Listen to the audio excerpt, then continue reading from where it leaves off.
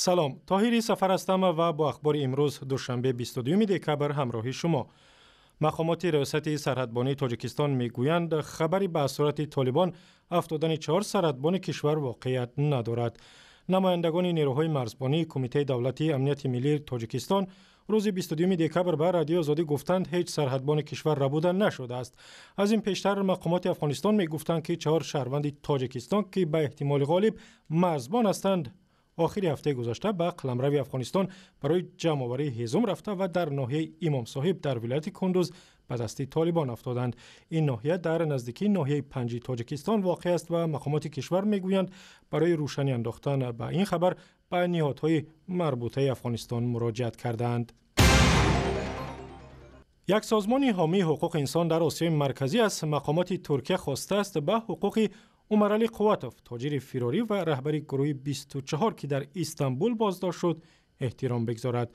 انجمن حقوق انسان در آسیای مرکزی که در فرانسه قرارگاه دارد روز 21 دکبر با نشر بیانیه از ترکیه چنین درخواست کرد. انجمن خواسته است مقامات ترکیه برای عمرعلی قواتوف و 3 مخالف دیگر دولت تاجیکستان حسین اشروف، سهراب تورایف و عبدالرشید حمیدوف وکیل دفاع بگیرند و امکان فراهم بیارند که قواتوف با نماینده کمیسریت سازمان ملل در امور پناهندگان گفتگو کند. عمرعلی قواتوف در اینجا حق پناهندگی طلب کرده است. او و همراهانش را روز 19 دکبر در استانبول دستگیر کردند. گروه 24 یک گروه مخالف دولت در تاجیکستان سازمان اکستریمیستی اعلان شده است، ولی مقامات میگویند که او برای رعایت نکردن مقررات اقامت در ترکیه دستگیر شده است. گروهی خرده از مهاجران ازبکستانی از جمله تاجیکان این کشور میگویند شرکت‌های بلیط فروشی در روسیه آنها را فریب کردند و این مردم چند روز است که در فرودگاه مسکو سرسان و سرگردان هستند و نمیدانند به کی مراجعت کنند. این مهاجران هفته گذشته به خبرنگار رادیو آزادی در فرودگاه ونوکووا گفتند بلیط هایی که از شرکت‌های میانه رو خریدند به شرکت یوتیر روسیه تعلق دارد، ولی با این بلیط ها آنها را به هواپیما راه ندادند. بعضی از این مهاجران سرسان مجبور شدند بعد از سرگردانی 3 روزه با آخرین پول خود بلیط نو بخرند و منتظر بازگشت به ازبکستان باشند. در روسیه تقریباً 5 میلیون نفر از مهاجران کاری ازبک نیز کار میکنند.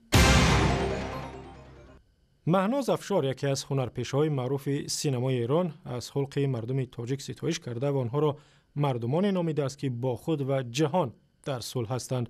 او درباره خاطره‌هایش از تاجیکستان در صفحه‌اش در فیسبوک درباره مردم تاجیک نوشته است کمتر از زبانشان واژه‌های تلخ، نفرت و دشمنی میشنوی، پر از امید هستند برای سرزمینشان، آسمانشان روشن و خوش رنگ است.